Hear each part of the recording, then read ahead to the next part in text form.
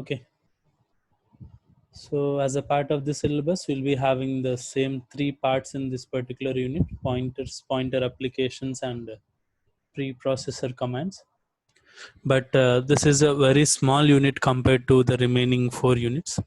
Why? Because we'll be having straightforward questions, and the topics are also very small in size. Okay, so the first topic is in direction. That particular printing is wrong. It is in direction. And then we'll be having something called as pointers to pointers. We'll be learning compatibility, L value and R values.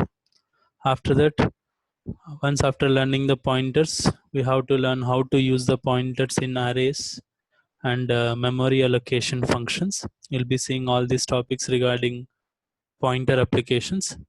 Then at last, we'll be seeing processor commands, one topic.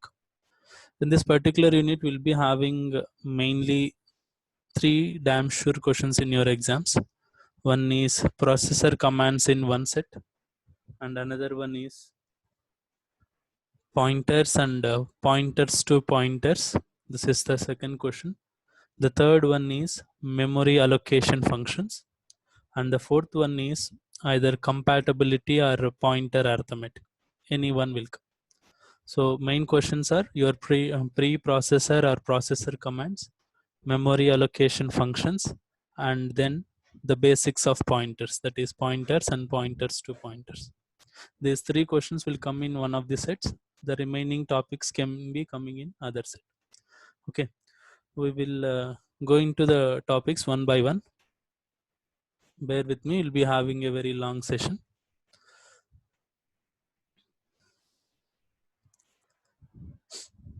So the first thing, first we'll see what is a pointer, and then we'll go for other topics. So what is a pointer basically is, a pointer in C language is a variable which holds the address of another variable of same data type. What does this mean? Basically, so far you have seen the variables like int a, float b, char c. So if you are writing int a is a general variable, and if you are writing int a means a is going to hold integer values. But pointer is a similar variable, but it will not hold any values. It will hold the memory addresses, the memory addresses of other variables. So in order to understand what is a pointer, you have to understand what is a memory address and how those addresses will be present in your computer. So first will be, before we understand what is a pointer, we first understand what is the address of a memory location. So first we'll be seeing this address, later we'll come to what is a pointer and how to use those pointers. So if you see this particular slide, a computer memory will be divided into memory locations in this manner. Each memory location will be usually 1 byte size, and each and every memory location will be containing a specific address. This address will be created for this one, and your computer memory addresses can be starting from 0 to a very large numbers based upon your size of memory in the computer. Okay, so each and every memory cell will be having one memory address, and the pointers are going to store these addresses. Okay, whatever your general variables will contain the values, but your pointers are going to contain these addresses. It's just like using your name or using your home address. Either way, you can access this particular value. For example, if you take int sum, we are going to tell that integer value is going to be stored here, and the sum is going to occupy 4 bytes in a 32-bit machine. The sum is going to occupy 4 bytes. So 4 bytes, that is, this is 1 byte, second byte, third byte, and 4 bytes. And those 4 bytes will be reserved for this sum, and these 4 bytes will be having addresses from this particular 9 and 1, 2, 3. These three consecutive memory locations will be assigned for sum. and whatever the value that you are going to give, that is int sum is equal to 6 zeros double f. This is in hexadecimal, 6 zeros double f, and that value will go into this particular memory locations. Similar case, if you take the second one, short age is equal to 4fs. Okay, since it is a short data type, you are going to give only 2 bytes for this one. So 2 bytes, that is 2 memory locations will be assigned for age, and you are going to store those values here. And these values will be having these 2 memory locations.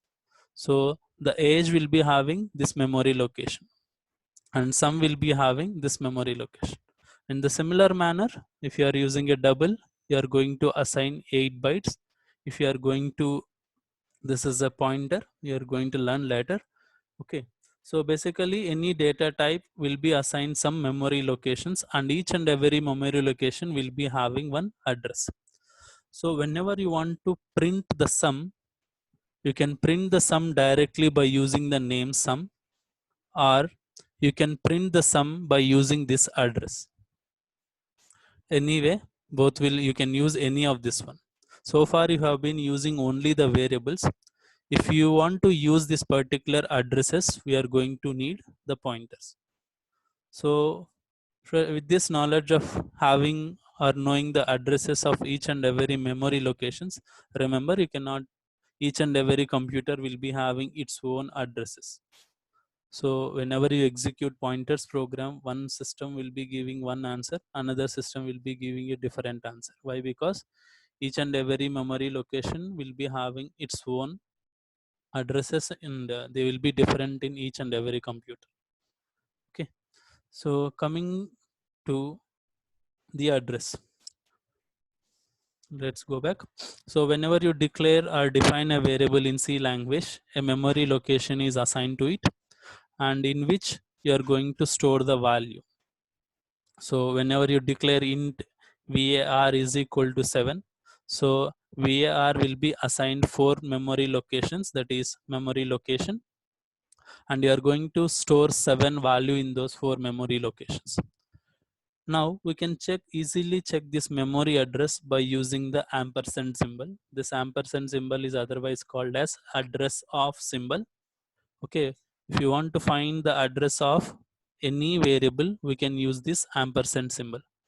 So if variable var is the name of your variable, then ampersand var will give its particular address. So this is an example for printing your addresses. So in the first line, you have given value 7 to your var. In the second line, %d var. With this, you are going to print the value 7. And the third line, you have specified address of var. So with this line, you are going to print this particular address of your particular variable var. So the output will be the value of your variable var is 7. So whatever the value I have stored. And the second line will be memory address of your variable is bcc7a00. This is the memory address which will be different for each and every outputs. Okay, remember when you are using the memory addresses, so whenever you are printing a general variable, you have used %d. Why? Because it is a integer variable. So whenever you have printed the address, you have used %x, or you can use so you have used %x because this is a hexadecimal, or you can use %u. Why? Because it will be an unsigned number. Why an unsigned number means, if you see the address numbers will start from 0 to, and it can be a very large number like this. So always these numbers will be integer values only. So you can use either %d, and if you are treating this as in hexadecimal, you can use %x like this, or you can use %u, since those are unsigned numbers. So always remember, the memory addresses will be integer values. The memory addresses numbers will be integer values, and you can use any of these 3 things. That is regarding the address of a variable. So you should have used, also seen this percentage symbol or ampersand symbol in scanf.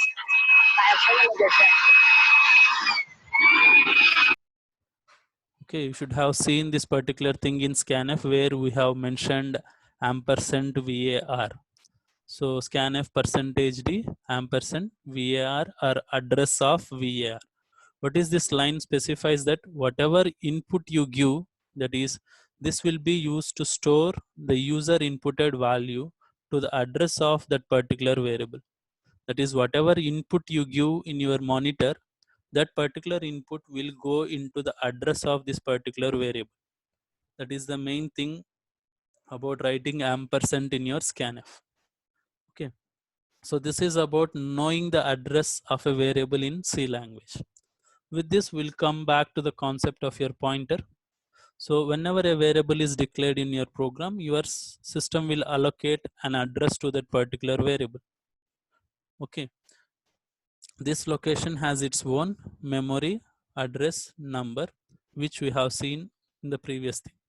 So let's assume the system has allocated one memory location 80F for variable a. So whenever you have written int a is equals to 10, so let's assume the name of the location will be a and your address will be 80F, and the value present in that particular location is 10. Value present in that particular location is 10. So we can print the value of 10 either by using the name a, or you can also use the address. Okay, you can print the value 10 by using name a, and also you can print the value 10 by using this address also. So we can access the value 10 either by using variable name a or by using its address 80F. Using its address 80F is about pointers. So a pointer variable is therefore nothing but a variable which holds an address of some other variable. Okay, so now pointer is one variable which will store the addresses of other variables. So in this particular thing, the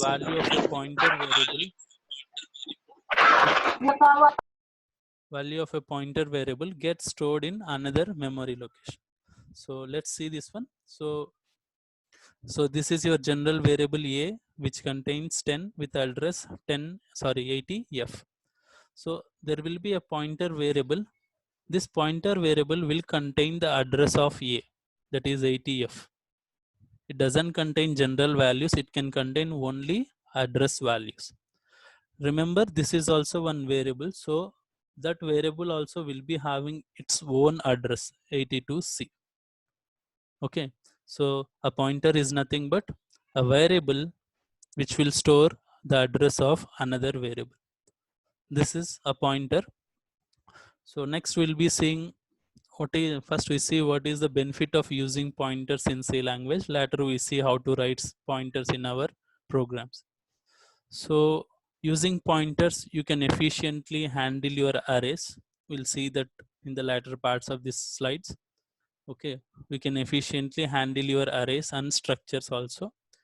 And it will allow references to functions. You doesn't know functions, we'll be getting functions in the last unit. I will tell you about this use of pointers in functions later.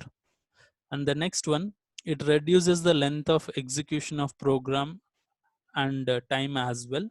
So when you use your pointers, it will be very fast. I will tell you why. And the last one, it will help you to do something called as dynamic memory management, which you are going to see now in pointers itself.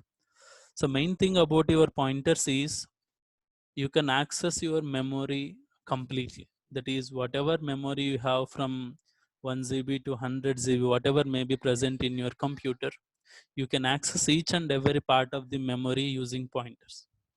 So that is also an advantage as well as a disadvantage. The advantage is you can access the memory. Whenever you are able to access the memory, it will be very fast for you to write the programs. So since memory is directly present in your program, so it will be very fast. The disadvantage is security issues. If any program is able to access your memory completely, it can access both your program memory as well as your personal information also. So that is why pointers have this disadvantage of security issues. So that is why pointers are removed from higher languages. That is, pointers will be seeing only in C language and C++. You are not going to see pointers apart from, you are not going to see in Java or further high level languages. You are just going to see pointers in C and C++. So that will be the main thing. You will be able to access your memory, and it will make you execute your programs faster, and it will help you do something called as dynamic memory management, which we'll see now. Okay, these are benefits of pointers. So now, how to use C pointers in your program? To declare a pointer, you have to use this particular syntax: data type space, you have to specify this star pointer name. Remember, your general variable will be something like this: data type space name, but your pointer variable will be data type space star and your name, the star or asterisk symbol. So whenever your declaration contains star, we are going to tell the compiler that this is not a general variable, this is a pointer variable. Okay, so the data type whatever you are specifying doesn't tell that this is going to contain integers. That is, if you are writing something like this in the example, int star ip, you're not going to tell that this ip is going to contain integer values. You are going to tell that this ip is going to point to a integer variable. That is whatever I told you in the previous slides. So this has to point to one integer value. When I declare an integer pointer, I'm going to tell that it is going to point to a integer variable. If I declare a floating point variable, I'm going to tell that it is going to point to a floating point variable. Okay, these are going to contain the addresses, but they will be pointing to only a particular type variables. Integer pointers can only point to integer variables. Floating point pointers only points to floating point variables. And there is a void type pointer which works with all data types but is not often used. You can write void percentage ip. Okay, that we'll be calling them as void pointers, but we will not be usually using them. So this is the first part of your pointers in programs, that is, you have to declare them. So if you want an integer pointer in your program, you declare in this manner. Next, after declaring, you have to initialize. That is, once after declaring, you have to store the address into that particular pointer variable. So the pointer initialization is process of assigning addresses of variable to your pointer variables.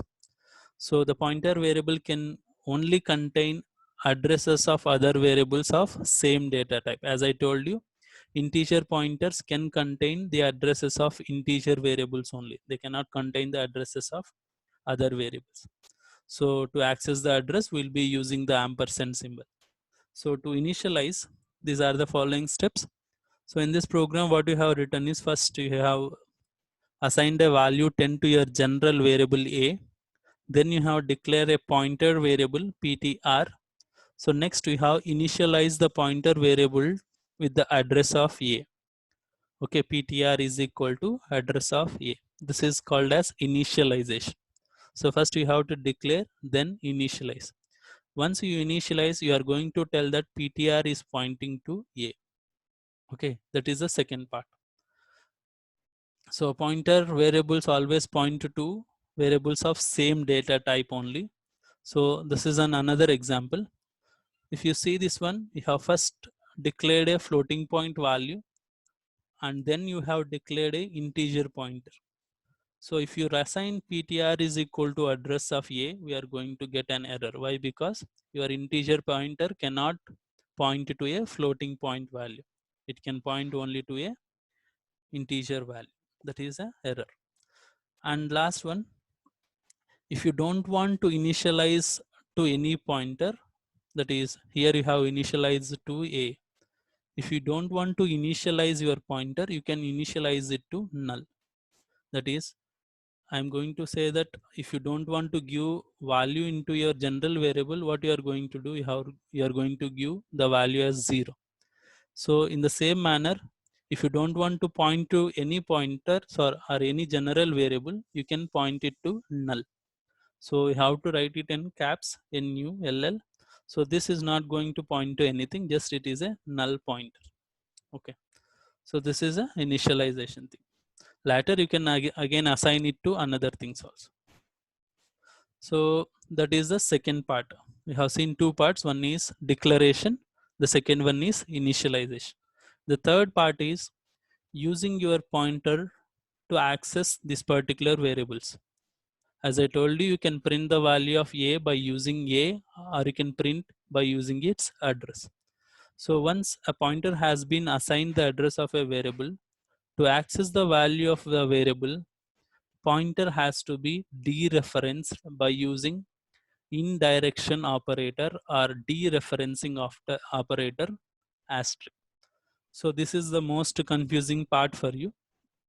So your star is having another operation called as dereferencing operation. Okay. So far you have seen two operations for your star. One is multiplication. When the star is used between two operands A into B, that is multiplication. The second thing is we have used in the declaration of a pointer int star P. So when I use it in a declaration, that is a pointer declaration operation. The third operation of your star is dereferencing operation.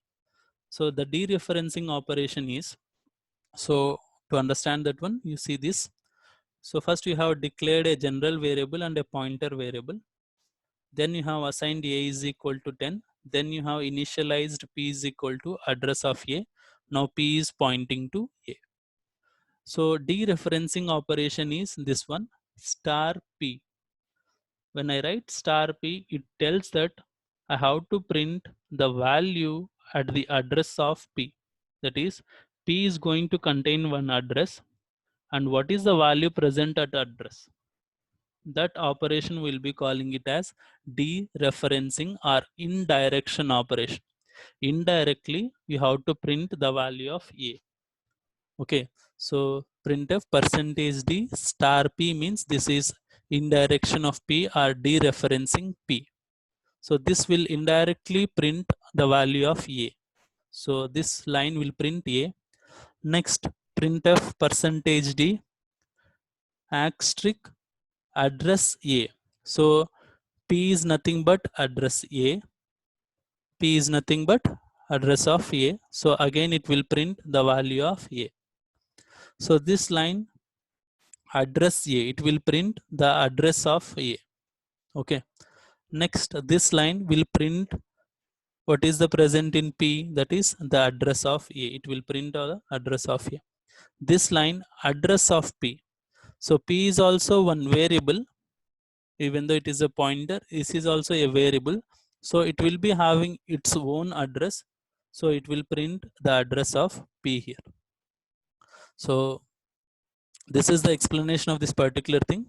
Dereferencing operation is using this P to print your A. That is the main thing you have to understand here.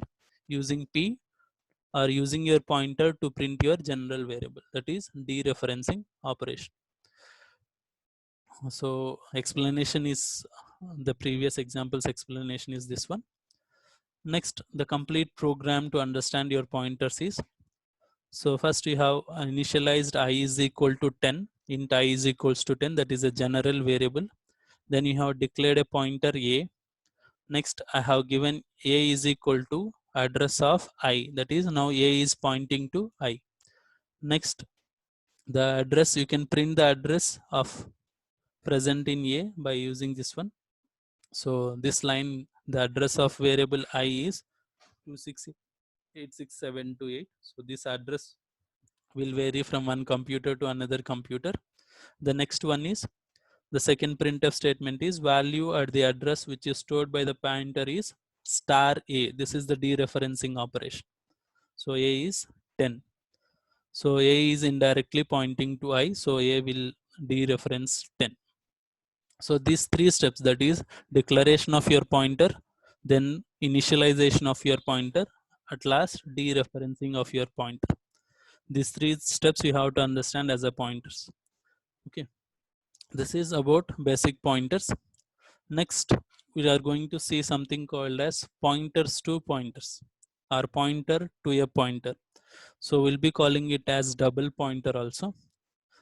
So you have seen up till only one pointer, that is a pointer pointing to a general variable.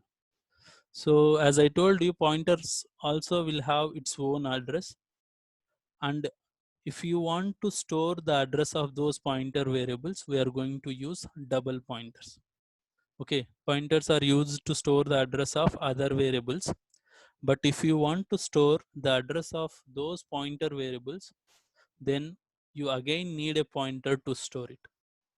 Thus, when one pointer variable stores the address of another pointer variable, this will be calling it as double pointer or pointer to pointer. So a pointer to pointer will be declared in this manner: int star star p1. If I specify two stars, it means that is not a general pointer, it is a pointer to a pointer. So remember, based upon the declarations only, you have to understand what is the general variable, pointer, and a pointer to a pointer. So general variable like int a, pointer variable will be like int star p, pointer to a pointer will be like int star star p1. You can have more levels like this: int star star star p2, like this. So you can have multiple levels like int star star star p2. This star star star p2 will be used to store the address of p1. So to better understand this meaning, so this is a pointer to a pointer example. So this first level where the general variable a is equals to 10 is given. So a will be having its own address 2686724. Now you have declared a pointer p1 and you have stored the address of a. P1 is equals to address of a. So p1 is equal to address of a means this address will come into p1. So this is a general pointer. We are going to declare by using int star p1. Now remember, p1 also will be having its own personal address 2686728. Now if you want to store the address of p1, you need a pointer to a pointer. So now you'll declare int star star p2 and you are going to give p2 is equal to address of p1. p2 is equal to address of p1. So when I give p2 is equal to address of p1, this address, that is 2686728, will go into p2. Remember, p2 will also be having its own address. If I want another level, that is to store the address of p2, I will be declaring another int triple star p3. I have to give p3 is equal to address of p2. You can have any number of levels in this manner. Okay, that is about pointers to pointers. So the example for this particular pointers to pointers is this one. So the previous one, whatever I explained, int a is equal to 10. Then I have declared a general pointer in star p1. Then I have declared a pointer to pointer in star star p2. Then I have initialized p1 is equal to address of a. Now p1 is pointing to a. Next I have given p2 is equal to address of p1. Now p2 will be pointing to p1. So using those, we can print any of these things. That is, you can print the address of a, or you can print the address of p1, or you can print the address of p2. Okay, anything. Now if I write star p2, so p2 is a pointer to pointer. If I write star p2, what will happen? So if I write star p2, so star p2 means it has to dereference p1. So p2 means value present at the address of this one. That is value present at address of p2. So there is an address in p2 that is 2686728. What is the value present at this address? This will be printed. So if I write star p2, I am going to print this particular thing. If I write star p1, I am going to print this one. If I write star p2, I am going to print this one. If I write star star p2, that is dual dereferencing, then I am going to print 10. So once again, if I write star p1, I am going to print 10. If I write star p2, I am going to print this value 2686724. If I write star star p2, I am going to print 10. So that is how you are going to dereference your values. So P2 means I'm going to print the address present in P1. Star P1 means I'm going to print the value of A. Star star P2 means I'm going to print the value of A again. So if I have pointer to pointer, so I can use P1 to print A, or also I can use P2 to print A. So you can use it any manner.